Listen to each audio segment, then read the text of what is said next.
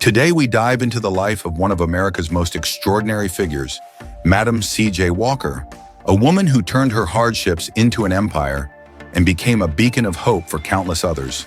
Her journey from the cotton fields of Louisiana to the boardrooms of her thriving business stands as a timeless testament to resilience, innovation, and the power of dreams.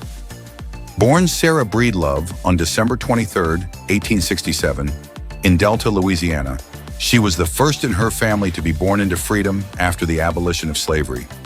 Yet freedom did not mean prosperity.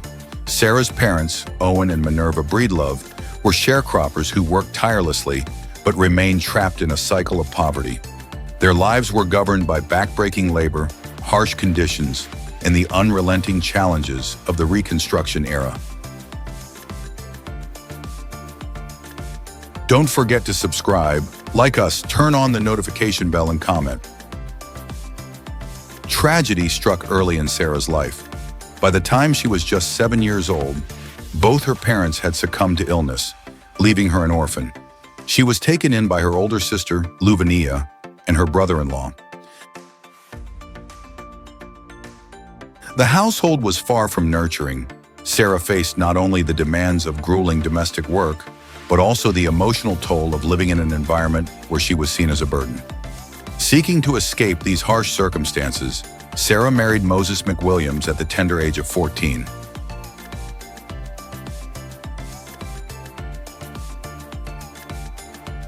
The union provided her a brief respite, but heartbreak followed soon after. By age 20, Sarah was a widow with a young daughter, Lelia, to care for. Left with no resources, no formal education, and no safety net, Sarah found herself at the brink of despair. But even in the face of such overwhelming odds, she refused to give up.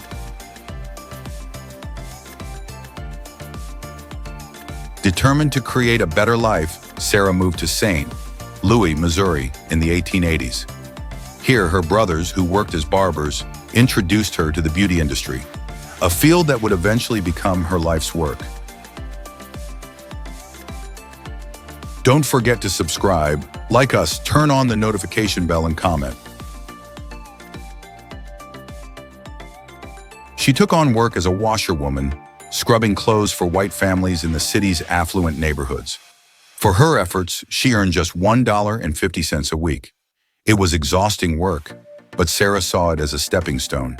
She saved every penny she could, ensuring her daughter could attend school and envision a future far removed from poverty. During this time, Sarah's life found purpose in her local church. It was more than a place of worship. It was a sanctuary where she met supportive mentors and encountered educated African Americans who inspired her to aim higher. They encouraged her to believe in her own potential and to strive for something greater than mere survival. But Sarah faced a deeply personal crisis in her 30s. Like many African American women of the time, she suffered from severe hair loss, a result of poor nutrition, illness, and the harsh chemicals in the hair products she used. It was a blow to her confidence, but it also sparked an idea. She began experimenting with homemade remedies and researching hair care solutions. Her search for answers led her to Annie Turnbow Malone, a pioneering African-American entrepreneur who owned a successful line of hair care products. Don't forget to subscribe, like us, turn on the notification bell, and comment.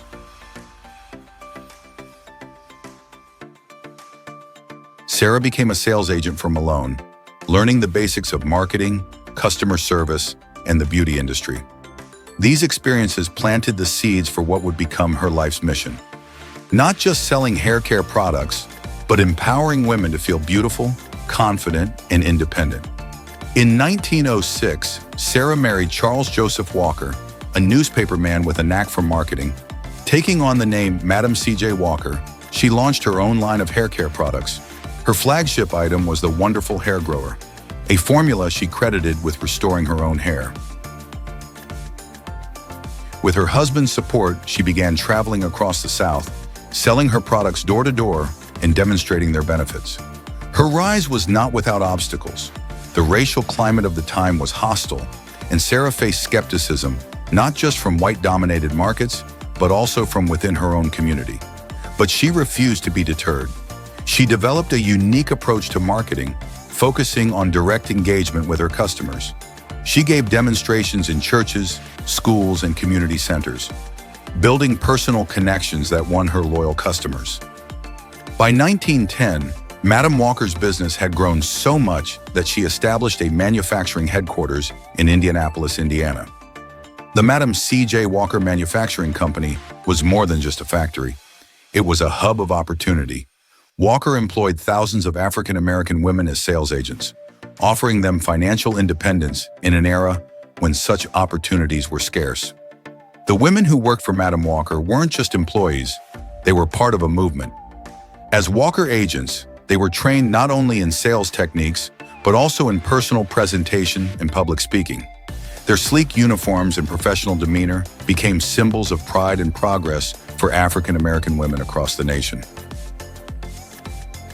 Don't forget to subscribe, like us, turn on the notification bell, and comment. But Madam Walker's vision extended far beyond business. She believed in using her wealth to uplift her community. She donated generously to educational institutions, provided scholarships to young African Americans, and funded efforts to combat racial violence, including the NAACP's anti-lynching campaigns. Her philanthropy also included significant contributions to orphanages, churches, and cultural organizations. In 1918, she fulfilled another dream by building her lavish estate, Villa Lawaro, in Irvington, New York. Designed by African-American architect Vertner Tandy, the mansion became a gathering place for leaders of the Harlem Renaissance and a powerful symbol of what African Americans could achieve.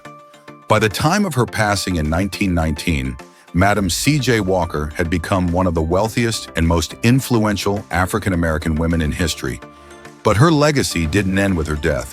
Her daughter Lilia Walker carried on her work, expanding the business and continuing her mother's tradition of philanthropy and community engagement. Madam C.J. Walker's life is a story of resilience, innovation, and empowerment. She turned personal adversity into a platform for change, lifting herself out of poverty and creating opportunities for thousands of others. Her legacy reminds us that greatness is not defined by where we start, but by the courage and determination we bring to the journey. Madam Walker once said, "I got my start by giving myself a start." Let her words and her life inspire us all to rise above challenges, chase our dreams, and make a difference in the lives of others.